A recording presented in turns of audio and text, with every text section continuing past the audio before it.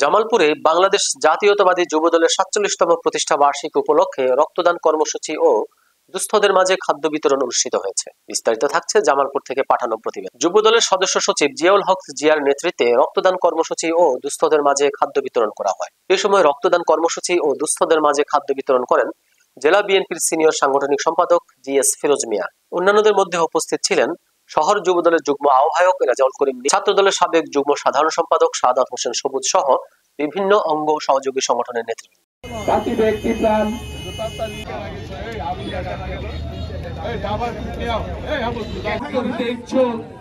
একটি কথা মনে রাখবেন, আপনার বাঁচিবে একটি প্রাণ।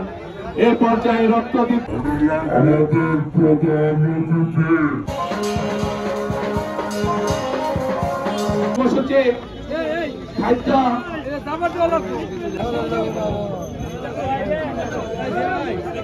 আমাদের মাঝে যুবদলের নেতৃত্বে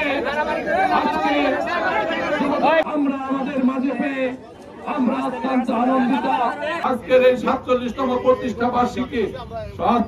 প্রতিষ্ঠা বার্ষিকীতে একটা দেশ নায়ক তারেক রহমানের একটি নির্দেশ যে এই আগামী নির্বাচনে তারুণ্যের ভোট যেন হয় দানের শীষের পক্ষে, তারুণ্যের ভোট যেন হয় দানের শীষের পক্ষে।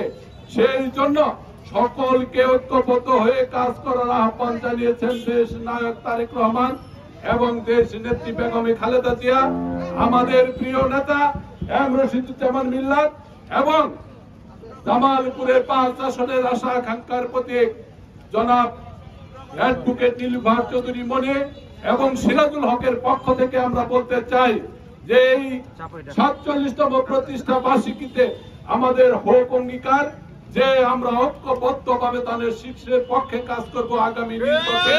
আমাদের এই কর্মসূচিতে আপনারা থাকবেন, সবাইকে ধন্যবাদ জানাই।